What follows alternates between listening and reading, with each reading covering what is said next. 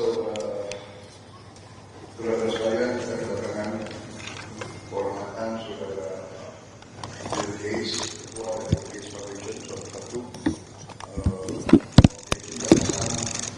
filantropi yang terbesar dari dunia dengan dana $100 miliar lebih hanya dari dan mereka memberi bantuan setiap tahun $9 miliar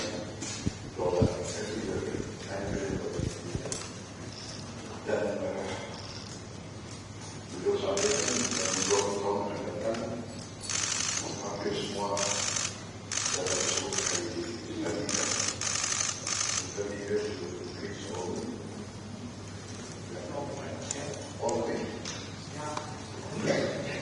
semuanya akan diserahkan. Jadi ini apa ya, pendekatan tokoh-tokoh seperti Beliau juga mungkin lebih Pancasila dari kita mungkin. Jadi ini sesuatu yang menarik. Tadi saya bicara dengan beliau. Beliau telah memberi hibah ke Indonesia senilai $159 juta. Di kesehatan 119 juta. Pertanian 5 juta, teknologi 5 juta, bantuan sosial lainnya lintas sektor totalnya lebih dari 28 juta. Jadi,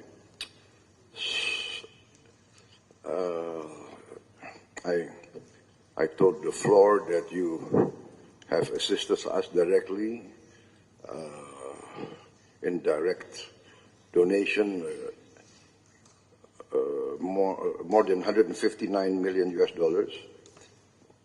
since 2009, mostly into health, terutama hal-hal strategik seperti vaksin polio.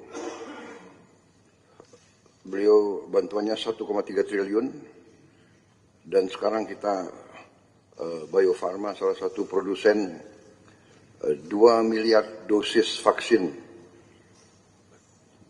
tiap tahun, dan ini untuk dimanfaatkan 42 negara di seluruh dunia, dipakai oleh 902 juta orang. Jadi hal-hal semacam ini, belum lagi vaksin lain, teknologi mRNA, dan teknologi pembuatan vaksin yang luar biasa. Terutama beliau sedang kembangkan vaksin TBC untuk dunia, tapi Indonesia akan jadi salah satu tempat yang akan diuji coba.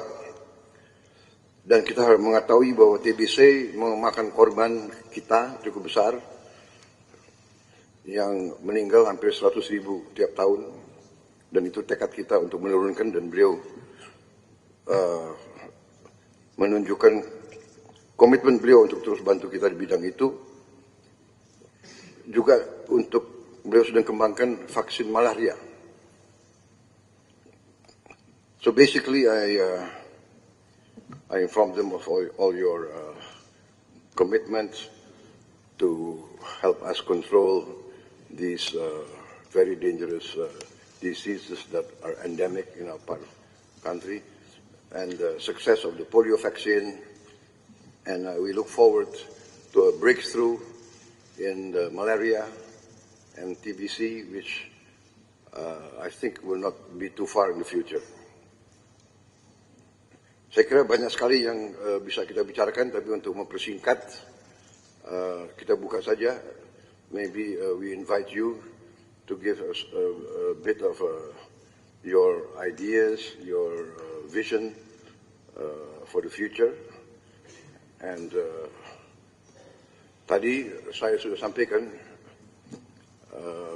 keputusan saya sebagai Presiden Republik Indonesia, karena dukungan beliau, bantuan beliau untuk Indonesia, tapi tidak hanya untuk Indonesia, untuk kepentingan manusia, saya akan menggelar rapat Dewan Tanda Kehormatan karena saya ingin atas nama bangsa Indonesia memberi bintang tertinggi kita untuk seorang warga negara asing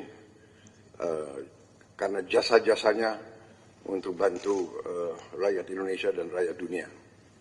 I just announced that I've decided to convene our council for the national awards and to award Mr. Bill Gates for his contribution to the Indonesian people and the world humanity as a mark of his commitment, dedication to humanitarian causes. And we agreed that I will try to do it in September in New York during the United Nations season. So I think this is a lot, not a lot, all of us will be in agreement that you really deserve this for your contribution to the cause of humanity. Thank you very much. I invite you now to, please. Well, thanks everybody for coming. I'm excited to be here and I really appreciate the warm welcome the President has given me. It's an exciting week for me. I had a couple days up in Singapore. The foundation is putting a regional office in there that should allow us to collaborate more closely. The Gates Foundation got started in the year 2000, and so actually it'll be on Thursday after I leave here, I go to New York City, and we'll have a big event to celebrate the 25th anniversary of the foundation and talk about what we've achieved and what our focus will be as we spend the rest of our resources. As you've heard, we mostly work in health, and when I saw that my ownership of Microsoft would be very valuable, I had to ask, what could I do that would have high impact? And I learned about disease and childhood death, and that for many problems like malnutrition or malaria or tuberculosis, there was very little money going into that. The private sector wasn't doing it because the people who were suffering were mostly very poor, and the type of research needed, would require lots of money and lots of patience. And so we made global health the biggest thing for the Gates Foundation. Part of that was creating an organization called Gavi, which was funded by us and governments, and has played a role in providing new vaccines to all the children in the world. And in fact, Indonesia is a great example of that because you've adopted new vaccines like rotavirus for diarrhea, pneumococcus for pneumonia. Now HPV is getting rolled out. And Minister Budi is actually on the board of Gavi. He got to know Gavi well during the pandemic when that was a very positive relationship between Gavi and Indonesia. And so we're carrying that forward. The basic statistic that always is amazing to me is that when the Gates Foundation was started in the year 2000, 10 million children under the age of 5 died that year. And most of that was because of diarrhea, pneumonia, malaria, or a few things that make children vulnerable in their first 30 days. 90% of the deaths were in one of those 4 categories, and so we committed that we would study those, create new tools, including vaccines, and help get them delivered. And so, in fact, the number of children who die under 5 has been cut in half. It's now below 5 million, Now that's 5 million too many, and actually in this region, including in Indonesia, that cut in half is true here as well. So it's been an amazing time period, and there's many new tools coming. We need a tuberculosis vaccine, and in fact, the trials for a tuberculosis vaccine have started, including with the strong relationship here in Indonesia. We have 2 of the sites where we're testing that vaccine are here, and that will help us know how well it works, and then that'll be a benefit to the entire world. So we're doing those trials in Africa and India and here. Very excited about that. TB is a great example of a disease that, because the rich countries don't have the disease, it just doesn't get hardly any money for diagnostics or drugs or vaccines, and so that's been one of our big focuses. Lots still to do in health. Indonesia is very serious about malnutrition, and we have a number of proven tools like what we call multiple micronutrient supplement that pregnant mothers can take instead of just taking folic acid and iron. They take a pill that actually has many vitamins in it. Just launched this year. Indonesia is one of the first to launch that with the goal to get that to all pregnant women very quickly, and it really makes a big difference. A lot of women have anemia, which is an iron deficiency, and so the foundation has an approach where you can just go in one time and get an infusion, and it fixes the anemia. And so over the next year or 2, we'll come up with a plan to roll that out in Indonesia.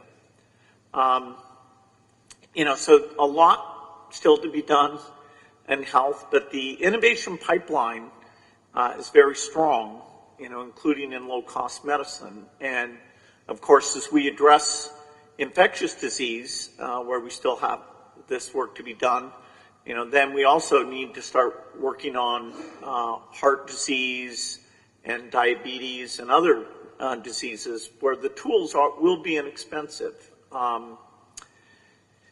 The only other area to mention that the foundation works in is agriculture, trying to make seeds more productive and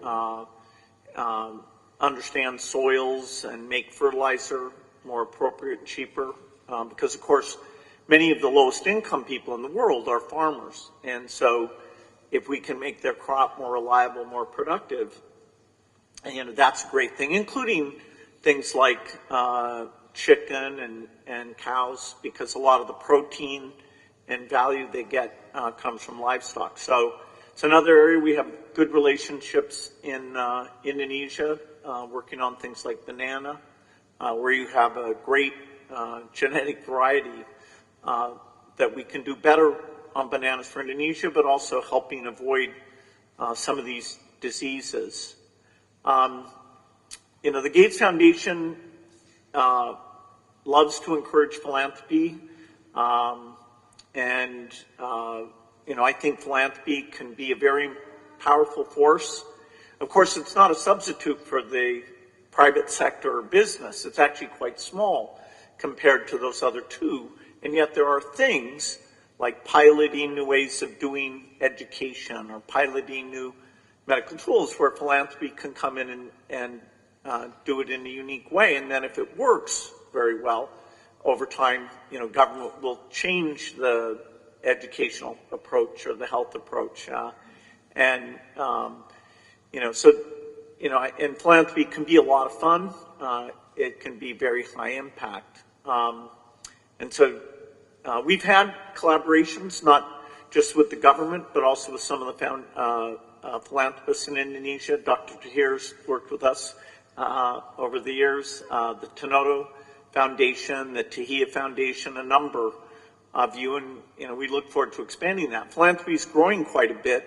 For example, today in India, about half of the work we do is with philanthropists in India. And it's kind of a perfect combination because we understand the global science very well, and the local philanthropist understands how you communicate, how you work with the government. They can go and see, is it really working? Is it not working? And so these collaborations, I'm hopeful that we'll have more of those in the future. Even though there's a lot of challenges in the world today, some of the aid budgets are being cut in the rich countries because of the Ukrainian war and other challenges. I actually am optimistic that even if in the short run, in some parts of the world, particularly Africa, that the death rate may actually go back up a bit. If we take a longer time frame, look at the next 20 years, I think we can achieve a lot. We can finish polio. The only disease that was ever eradicated was smallpox. And so polio would be the second major disease. We're very close to doing that. And once we finish polio, we'd like to try and eradicate measles and malaria as well. We have some new tools for that. And of course, part of my optimism about the innovation is because we have now artificial intelligence.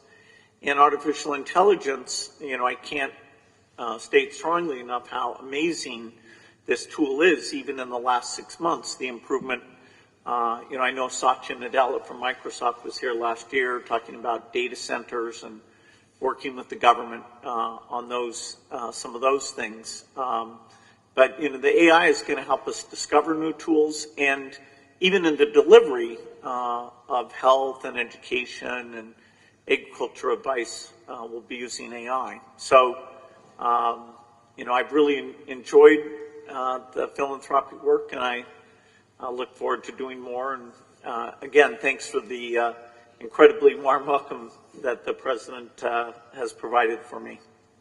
Thank you.